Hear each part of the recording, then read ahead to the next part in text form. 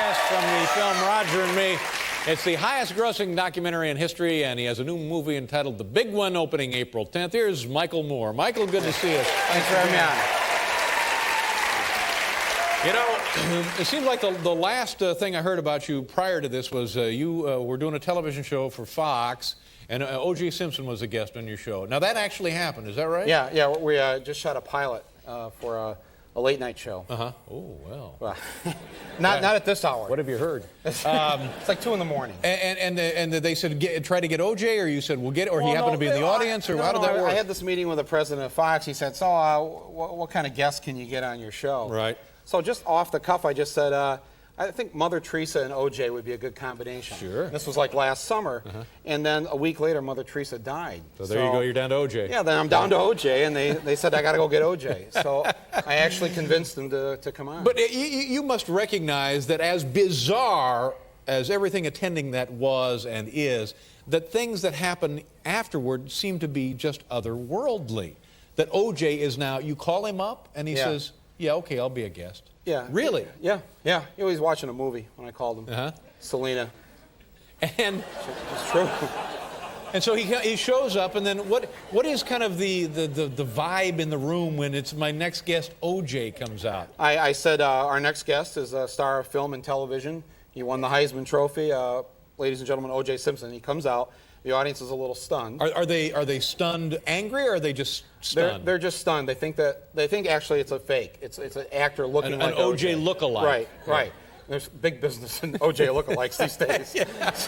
And I'm telling you, if that was your career, then, well, that's too bad. So he sits down, and I said to him, now do you know the guy? Had you a relationship with him? No, I'd never met the guy before in my life. No.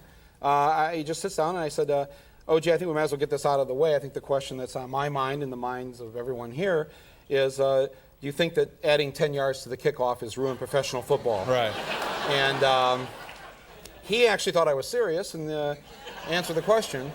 And then I said, you know, back in your day, you didn't have all the high-tech equipment that the players wear today. I mean, like these days, the receivers have these really tight-fitting gloves that they wear. Right. And then he, I think, sort of caught on. But from that point, and then you just flat out, you just started asking him about the crime, right? Yeah. And we got into the whole What thing. did you say to him? Did you kill her? Really? Yeah.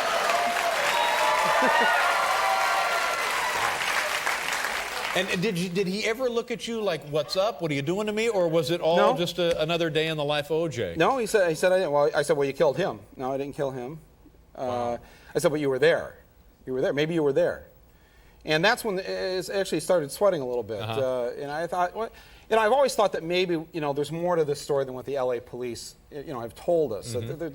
And we haven't really heard the whole story. But, we didn't hear it that night either. But do you, after this encounter with O.J., do you have a different impression of him or of what might have happened? Or is it pretty much just kind of reinforcing what you already felt or knew? I feel that the only person or thing that knows what happened there is the dog. The dog is really was the only witness to this crime. But he said a number of interesting things that I thought didn't mean whether or not he killed these 2 people. But for instance, the Bronco chase. He said that when the first cop car pulled up behind them, they actually pulled over, stopped the Bronco, got out, and then the police had their guns pulled and they dove back in. And that's when they took off, and then the television helicopters showed up. I didn't know that. Right. And, so that was interesting. Yeah. But from the point they couldn't find him, he was a fugitive, in fact. I mean, the fugitive status did not begin then. Right. But I never thought, a chase that's 40 miles an hour, it was getting in the way of the basketball game, too, as far as I was concerned. Yeah. So, Very bizarre. Well,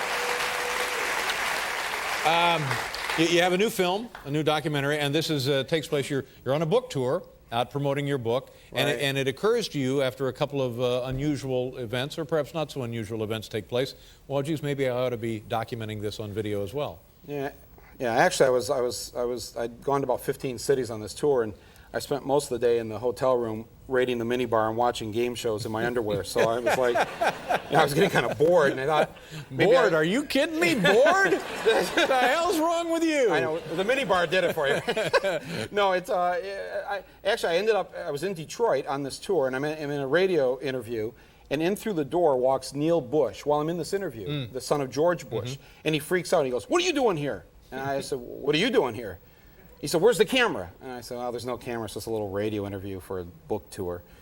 And he comes up to me and he pinches my cheek and he goes, "Aw, no cameras. Oh."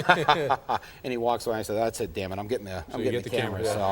So from that, thanks to George Bush's son, I started making this movie. Yeah, it's interesting to me because I think if you see Roger and me, and forgive me if I'm presuming something here, it looks like the work of a lifetime, and maybe there is nothing else to duplicate it. You know what I mean? Because it seemed so of you, so of the time that, well, maybe that's it in this one area. And if it is, you know, God bless you. Right. That's quite an accomplishment. But now you've been able to put together just as equally a compelling piece of work. Oh, well, thank you. Yeah, it's like Roger and Me, but I would say it's kind of the epic version of it. I go to, you know, a number of cities, and it's double the budget. I went from $200,000 to $400,000. You talked to Phil Knight, the head of Nike, about Talked to Phil Knight, asked him, you know, why he doesn't make shoes in this country, and he said, well, because Americans don't want to make shoes.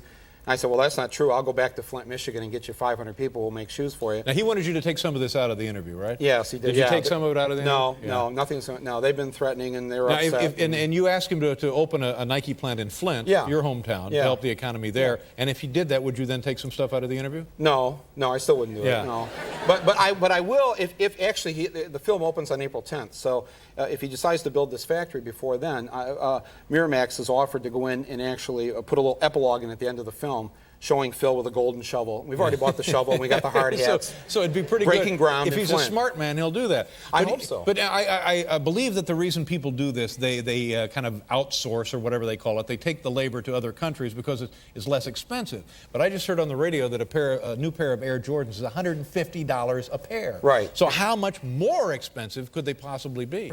Well, they're paying these kids over there 40 cents an hour to work on assembly lines, teenage girls. And there's shoe companies here like Hush Puppies and New Balance that make their shoes in this country. Maybe they don't make as much of a profit, but they still make a profit. You know what I'm going to do? They employ people. I'm going to get a camera and I'm going to go talk to some of your employees and find out.